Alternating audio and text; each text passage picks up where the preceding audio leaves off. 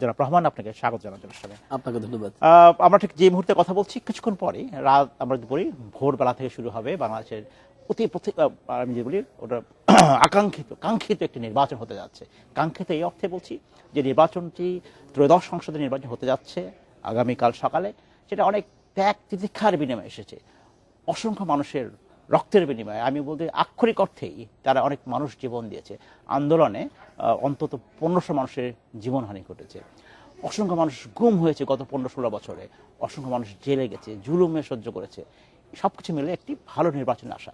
মানুষ চায় কি? মানুষ চায় একটি 5 বছর পর পর স্বচ্ছ, ভালো, গ্রহণযোগ্য, বিশ্বাসযোগ্য, অন্তর্ভুক্তিমূলক নির্বাচন চায়। এই জন্যই তো মানুষের এই আন্দোলন, এই এত বড় ত্যাগ। সেক্ষেত্রে আজকের দিনটাকে আপনাকে কিভাবে দেখছেন? আগামীকাল সকালে যখন ভোট হবে, আজকে কিছু অনাকাঙ্ক্ষিত ঘটনা আমার খবরে দেখেছি। বেশ কিছু জায়গায় রাজনৈতিক নেতাদের বিশেষত জামাত ইসলামের কিছু কর্মীদের কাছে কিছু অর্থ পাওয়া গেছে। জামাত ইসলামরা তার ব্যাখ্যা দিচ্ছে যে এটা ব্যক্তিগত কাজে বা এটা নির্বাচনের কাজে ব্যবহৃত হবে না, বা ভোট কেনার যে অভিযোগ সেগুলো ঠিক নয়। তারপরেও আজকে সারাদিন অনেকগুলো ঘটনা ঘটে। দেখুন, সার্বিক প্রেক্ষাপটে আপনাকে কেমন মনে হচ্ছে ভোটের আগ মুহূর্তে? আপনাকে অসংখ্য ধন্যবাদ। ইন্ডিপেন্ডেন্ট টেলিভিশনের দর্শকদেরও ধন্যবাদ। আপনি খুব চমৎকারভাবে প্রেক্ষাপটটা উপস্থাপন করেছেন এবং দুইটা গুরুত্বপূর্ণ বিষয় আপনি নিয়ে আসছেন। একটা হলো আমরা যে আজকে নির্বাচনটা পাচ্ছি, আমরা কিন্তু ভুলে যাচ্ছি নির্বাচনের উন্মাদনায়, নির্বাচনের উৎসাহে, নির্বাচনের যে আনন্দঘন পরিবেশ তৈরি হয়েছে উৎসবে, সেটা হলো এই নির্বাচন কিন্তু আমরা আসলেই পেয়েছি 1500 জীবনের বিনিময়ে। আমরা এই নির্বাচন পেয়েছি প্রায় 10,000 কমপক্ষে আহত লোকের, মারাত্মকভাবে আহত লোকের, মানে অসংখ্য লোকের চোখের বিনিময়ে। তো এইটা, এবং আপনি পাশাপাশি একটা বড় কথা উল্লেখ করেছেন যেটা আমরা অনেকেই 5 আগস্টের পরে আলাপ করতে গিয়ে কেউ কেউ ভুলে যায়। সেটা হলো গত 15 বছর কিন্তু একটা লম্বা সময়, এর মধ্য দিয়ে লক্ষ লক্ষ মানুষ, বিরোধী নেতা কর্মী, তারা কিন্তু জেল খেটেছে, মামলায় ফেস করেছে, চরম হয়রানির শিকার হয়েছে, বাড়িতে ঘুমাতে পারেনি, ছেলে মেয়েদের সাথে দেখা করতে পারেনি। এই যে মহা কষ্টের মধ্যে দিয়ে গিয়েছে, এটাও কিন্তু আমরা আলোচনায় থেকে হারিয়ে ফেলতেছি অনেকটা। তো আপনি যেভাবে প্রেক্ষাপটটা তুলে এনেছেন, এই যে গুম খুন পরবর্তী 5 আগস্ট, এই সবকিছু মিলিয়ে এই 26-এর নির্বাচন কিন্তু অনেক ত্যাগের বিনিময়ে পাওয়া। এটা একটা মারাত্মক কথা আপনি বলেছেন। দ্বিতীয় গুরুত্বপূর্ণ কথা আপনি বলেছেন বিশ্বাসযোগ্য নির্বাচন। এই কথাটা আমি বেশ কয়েক মাস যাবত বলছি যে আমি নির্বাচন পড়াই ঢাকা ইউনিভার্সিটি, একটা কোর্সে আছে ঢাকা ইউনিভার্সিটিতে আমার জানা মতে, পলিটিক্যাল সায়েন্সে পড়াই নির্বাচনী সততা, তো ইলেকট্রাল ইন্টিগ্রিটি। এখন নির্বাচন বিশ্বাসযোগ্য হতে হবে। আমরা কিন্তু আগে বলতাম নিরপেক্ষ নির্বাচন, অবাধ নির্বাচন। এখন আমরা বলা শুরু করেছি নির্বাচন, এর মাঝামাঝি আমরা বলা শুরু করলাম অবাধ, নিরপেক্ষ এবং গ্রহণযোগ্য বলা শুরু করলাম। আর এখন বলছি নো, অবাধ, নিরপেক্ষ, গ্রহণযোগ্য, তার চেয়ে ইম্পর্টেন্ট হলো বিশ্বাসযোগ্য নির্বাচন। বিশ্বাসযোগ্য নির্বাচন করার জন্য কিন্তু একটা শুদ্ধতার মধ্য দিয়ে যেতে হয়, এবং এই নিয়ে কিন্তু জাতিসংঘে একটা কমিশন হয়েছিল 2012 সালে, ইন্টারন্যাশনাল স্ট্যান্ডার্ড কি হবে নির্বাচনের। তো এই ইন্টারন্যাশনাল স্ট্যান্ডার্ডে মূল ব্যাপারটা হলো, প্রথম ব্যাপারটা হলো সবার জন্য প্রতিদ্বন্দ্বিতা করার জন্য লেভেল প্লেইং ফিল্ড লাগবে, সমান মাঠ তৈরি লাগবে। আমি নির্বাচন কমিশনকে দেখেছি কিছু বিতর্ক, সামান্য বিতর্ক আছে, বিশেষ করে হলফনামা কেন্দ্রিক, তারপর যাচাই বাছাই কেন্দ্রিক কিছু আছে, ভুল ত্রুটি আছে। এত বড় একটা নির্বাচনে ভুল ত্রুটি থাকবেই, সেগুলো শুধরানোরও সময় কিন্তু এখনো আছে। আপনি কোর্টে যেতে পারবেন, উচ্চকক্ষ আদালতে যেতে পারবেন, আরো কিছু আছে। কিন্তু সেই প্রক্রিয়াগুলো রেখেই বলছি যে আমি ভাবছিলাম যে নির্বাচন কমিশন যেভাবে প্রেস মিট কম করছে, এর ফলে আমরা কিন্তু জানতে পারছিলাম না তার প্রস্তুতিটা কি। এবং সরকারের যদিও প্রেসের কারণে আমরা কিছু জানছিলাম, কিন্তু নির্বাচন কমিশনের ক্ষেত্রে অতটা আমরা ওয়াকিফাল ছিলাম না। কিন্তু আজকে সারাদিন ধরে যা দেখলাম নিরাপত্তার ক্ষেত্রে, আমি অভাবনীয় প্রস্তুতি নিয়ে ফেলেছে সরকার এবং নির্বাচন কমিশন, অভাবনীয় এক ধরনের। তো এটা খুব প্রয়োজনীয় ছিল। কালকে যারা ভোটে যাবেন, তারা আজকে যে নিরাপত্তার চাদরে সারা দেশ ঢেকে ফেলাটা দেখেছেন, তাদের মধ্যে স্বস্তি বোধ হবে নির্বাচনে ভোট দিতে যাওয়ার। এটা প্রথম সাফল্য সরকার এবং নির্বাচন কমিশনের। এখন দ্বিতীয় সাফল্য হলো আগামী দিন। আপনি ঠিকই বলেছেন, এই পর্যন্ত কোনো অনাকাঙ্ক্ষিত ঘটনা ঘটেনি নির্বাচন সংক্রান্ত বিষয়। শুধু গোপালগঞ্জে আমার জানা মতো আমরা যত শেষ সংবাদ পেয়েছিলাম, 4টি ককটেল বিস্ফোরণ করা হয়েছে। হয়তো দুষ্কৃতিকারীরা ভোটারদেরকে একটু ভয় দেখাতে চেয়েছিল, হয়তো এই কারণে হয়েছে। এছাড়া এখন পর্যন্ত কোনো অপ্রীতি ঘটনা ঘটেনি। ভালো নির্বাচনের কথা বলছি আমরা। এখন পর্যন্ত যে নির্বাচন হয়েছে, মানুষ বিভিন্ন সময় বলছেন যে এটা তো একটা সংস্কার, চলমান প্রক্রিয়া। আজকেই যেটা হলো এটাই চিরকাল থাকবে তা না, এর পরবর্তী 5 বছর হয়তো আরো কিছু পরিবর্তন আসা উচিত নির্বাচনের আমি নির্বাচন পরিচালনার ক্ষেত্রে সেগুলো কি হতে পারে? অনেকেই বলেন যে কেন একদিনে সবকিছু রিসোর্স একদিনে ব্যয় করতে হবে, কেন 7 দিনে হবে না, স্ট্যাগার্ড ইলেকশন কেন হবে না, কেন কাট অফ ডেট ছাড়াও আগে থেকে ভোট দেওয়া যাবে না, ইউএস ইলেকশনে যেটা হয় যে আগাম ভোট তারা করেন। এই যে ছোট ছোট কিছু যদি ইনোভেশন যদি বলি বা পরিবর্তন আনা যায়, সেগুলোই তো সংস্কার। সেগুলো কি নজর দেওয়া উচিত কিনা ভবিষ্যতে রাজনীতিতে? আপনাকে ধন্যবাদ, চমৎকার একটা প্রশ্ন করেছেন, কারণ আমাদের তো এগিয়ে যেতে হবে এবং সারা পৃথিবীতে কিন্তু এখন ফার্স্ট পাস্ট দ্য পোস্টের মারাত্মক বিতর্ক আসছে এবং আনুপাতিক নির্বাচনের বিতর্ক কম নাই, কোনো পদ্ধতির এই বিতর্ক কম নাই। তো এখন আমি যদিও আনুপাতিক নির্বাচনের বিরুদ্ধে অবস্থান ছিল আমার গত 1 বছর, তো আমি মনে করি বাংলাদেশের মধ্যে সোসাইটির জন্য একদিনে নির্বাচনের প্রয়োজনীয়তা আছে। এর প্রধান কারণ কি, আপনি ধরেন আপনি যদি 1/3 নির্বাচন করে ফেলেন, তখন আমরা একটা অনুমান করে ফেলবো। অনুমান করলে দেখা যাবে কি, যদি এমন মনে হয় যে অমুক দলটা জিতে যাচ্ছে, তখন বাকি 2/3 কিন্তু এর মারাত্মক প্রভাব পড়বে। আপনি আর কোনোভাবেই মানে যারা ওই 1/3 জিতে গেল তারাই হলো অনুমানটা আপনি হয়তো বলছেন এক্সিট পোল থেকে কেউ করতে। এক্স্যাক্টলি। তাছাড়াও এজেন্টরাও বুঝতে পারে, আপনার দলের এজেন্টরাও কিন্তু বুঝতে পারে ভোটটা কোন দিকে যাচ্ছে। এই ঘন্টা 5 গেলেই কিন্তু বুঝে ফেলে ওরা, এত সময় লাগে না, 4-5 ঘন্টা গেলেই মানে হাফ বেলা গেলেই এজেন্টরা বুঝে ফেলে নির্বাচনের ভোট এদিকে যাচ্ছে। তারা কিন্তু রেজাল্টটা অনুমান করে ফেলতে পারে অনেকটাই। তো এখন যদি এমনটা আপনি করেন, ধরেন আমাদের কিন্তু রাজনৈতিক দলগুলোর পপুলারিটি বিভিন্ন জেলা একটু এদিক সেদিক আছে, বিভিন্ন জেলা বিভিন্ন পপুলার। এখন আপনি এমন জেলাগুলোতে বা এমন বিভাগে নির্বাচন করলেন অমুক দল ওখানে পপুলার বেশি, তাহলে দেখা গেল ওই দলের পক্ষে বেশি আসন চলে আসলো। এই ফ্লোটা কিন্তু সে সারা দেশে ছড়িয়ে দিবে। তো পরবর্তী স্তরে যে নির্বাচনগুলো হবে তখন দেখা যাবে তার সাথে অন্যরা প্রতিদ্বন্দ্বিতাই করতে পারবে না। তো আমি সে কারণে মনে করি আমরা যেভাবে চলে এসেছি সেটা ভালো, একদিনের নির্বাচন, কিন্তু এটাকে আরো কতটা ইন্টিগ্রিটির সাথে করতে পারি, আরো কতটা বিশ্বাসযোগ্যতার সাথে করতে পারি, আরো এই ছোট আপনি যেটা আজকে বললেন যে আর্থিক ব্যাপারে যে সকল বিষয়গুলোকে আলোচনা এসেছে এগুলো যেন ভবিষ্যতে না হয় এবং সহিংসতার জন্য একদম আমরা জিরো লেভেলে নিয়ে আসতে পারি, আমার মনে এগুলোতে মনোযোগ দেই, তাহলে আমরা অনেক বেশি এগোতে পারব। আরেকটি বিষয়, যেহেতু এই নির্বাচনের সাথে কিন্তু আরেকটি গণভোট হচ্ছে, রেফারেন্ডাম হচ্ছে, খুব গুরুত্বপূর্ণ একটা বিষয়। রাজনৈতিক দলগুলো যারা ফ্যাসিবাদ বিরোধী আন্দোলনে ছিল তারা মিলে একটা কমিশনের সাথে একমত হয়েছে যে কিছু গুরুত্বপূর্ণ সাংবিধানিক পরিবর্তন তারা আনতে চায় এবং সেই সাংবিধানিক পরিবর্তন বিষয়গুলোই গণভোটে অন্তর্ভুক্ত করা হয়েছে। 4টি প্রশ্নের উত্তর হবে একটি, অর্থাৎ হ্যাঁ অথবা না। এই যে একটা বিশাল পরিবর্তনের কথা আসছে বলা হচ্ছে, সেইটা বাংলাদেশের রাজনীতিতে কতটা গুণগত পরিবর্তন আনবে? একই ব্যক্তি 10 বছরের বেশি প্রধানমন্ত্রী থাকতে পারবেন না। আরেকটি হচ্ছে সংসদের উচ্চকক্ষ করা হচ্ছে এবং যে উচ্চকক্ষ গঠিত হবে দলগুলোর প্রাপ্ত ভোটের ভিত্তিতে। এই দুটো পরিবর্তন, মোটা দাগে দুটো পরিবর্তনে আপনি কিভাবে দেখেন বাংলাদেশের রাজনীতি? মানে প্রথমত হলো যে আমরা তো একমত হয়ে গেছি এখন, তো যেহেতু আমরা একমত হয়েছি, আমি ওই সকল বিষয়ে যখন আমরা বিতর্কে অংশ নিয়েছিলাম তখন আমাদের প্রত্যেকেরই নানান অবস্থান ছিল, কিন্তু আমরা তো সব বিষয়ে সবাই একমত ছিলাম না। গত 1 বছর কি কি সংস্কার করব আমরা আলাপ আলোচনার মধ্যে কিন্তু একটা জায়গায় পৌঁছেছি। এখন যেহেতু সরকার হানা ভোটে উপস্থাপন করেছে, সেখানে আপনি যদি দেখেন যে আমাদের 10 বছরের কথা যেটা বললেন, এটা তো আপনি দেখেন আব্রাহাম লিঙ্কন, জর্জ ওয়াশিংটনও একই কাজ করেছে যে 10 বছর আগে কিন্তু 10 বছর পরে 8 বছর পরে উনি আর থাকতে চান নাই। তো এটা আসলে কি একটা লম্বা সময় ধরে যদি আপনি একটা ক্ষমতায় থাকেন, যে কোনো একটা ক্ষমতায় দেখবেন একটা ব্যক্তিকে কেন্দ্র করে কিছু সার্কেল তৈরি হয় তার অজান্তেই। আপনি হয়তো অত্যন্ত সৎ মানুষ, আপনি কোনো অন্যায় করছেন না, কিন্তু তারপরে আপনাকেই বেচা কেনা করে অন্যরা সুবিধা নিচ্ছে, তো ওইটার প্রভাব কিন্তু জাতীয়ভাবে পড়ে। ব্যক্তির প্রভাব পড়ে হয়তো সামান্য প্রতিষ্ঠানে, কিন্তু প্রধানমন্ত্রীর প্রভাবটা কিন্তু জাতীয়ভাবে পড়ে।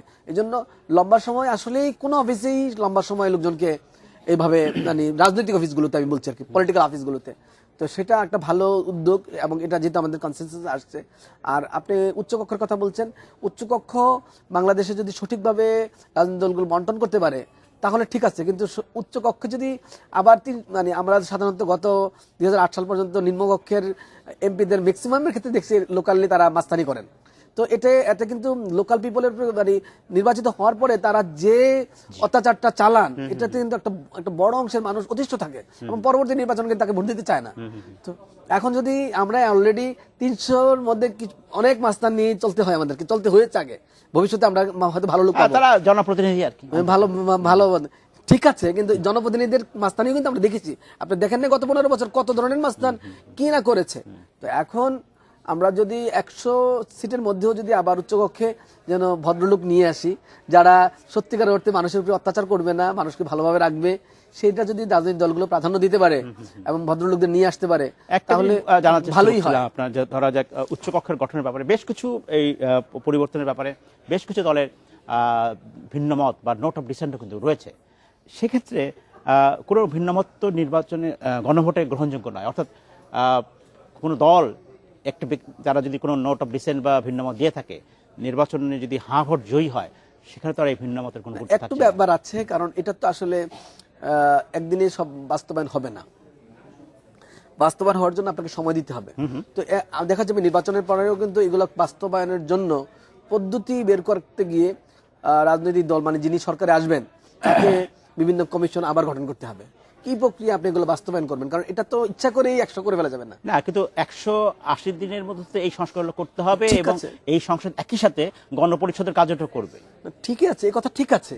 তারপরেও এই 180 দিনও তো কম সময় না। না, বেশ হ্যাঁ, লম্বা তো সময়। এই 6টা মাস সময়ে যদি আপনি সরকার বিভিন্ন উদ্যোগ নিবে, সেই উদ্যোগগুলোর যদি ডিবেট আসে এবং এগুলো নিয়ে কিন্তু ফেরদার গণভোটে যাওয়া যাবে না তা না। কিন্তু আচ্ছা, আপনি ইচ্ছা করলেই মানে যদি জনমত চায় আমরা না, কিন্তু এখন যে গণভোট হবে সেখানে তো জনমত এটাই বলছে যদি হাঁ ভোট যুক্তি হয় বা না ভোট হোক, হ্যাঁ।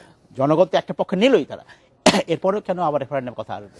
ধরেন এটা এখন যদি রাজনৈতিক বিতর্কটা নির্বাচনের পরে যে রাজনৈতিক দল ক্ষমতায় আসবে, তারা আমার কাছে মনে হচ্ছে যারা প্রতিদ্বন্দ্বিতা করছে যে দুইটা জোটের সংস্কারের ব্যাপারে অবস্থান দুই রকম, খুব কাছাকাছি, 100% কাছাকাছি মানে না। কিছু কিছু ক্ষেত্রে not of dissent আমি আছে। মনে করি 40% এদিক সেদিক আছে কমপক্ষে। তো এই যে 40% এদিক সেদিক আছে, সেক্ষেত্রে প্রত্যেকটা রাজনৈতিক দলের নিজস্ব আদর্শ থাকে, মানে সে আদর্শ অনুযায়ী সে কাজটা করে এবং তার পরিকল্পনা থাকে।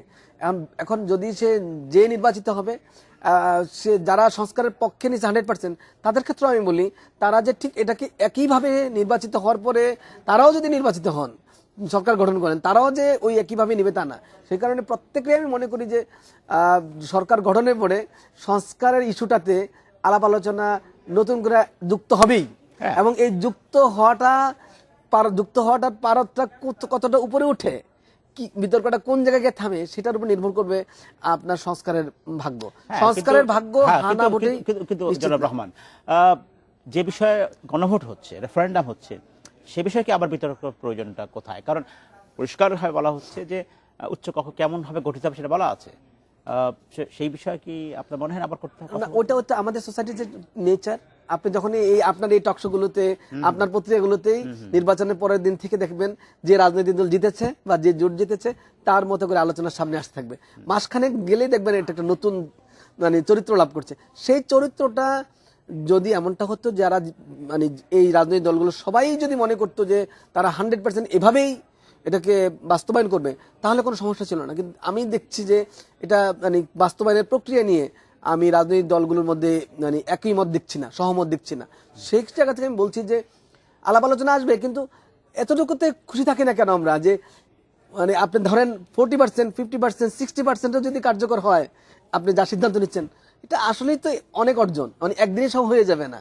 তো অনেকগুলো এক অর্থে তাই হয়তো বাংলাদেশের প্রেক্ষাপটে এটাকে হয়তো একটা ব্যাগনা কাটা বলা যায়। 1215 সালে ইংল্যান্ডে যেটা হয়েছিল অনেকটা সেই অর্থেই তো, তাই তো, যখন সবাই মিলে সিদ্ধান্ত নিল যে রাজারও বিচার করা যেতে পারে, সেটাই তো আসলে ম্যাগনা কাটা দিয়ে প্রথম শুরু হলো।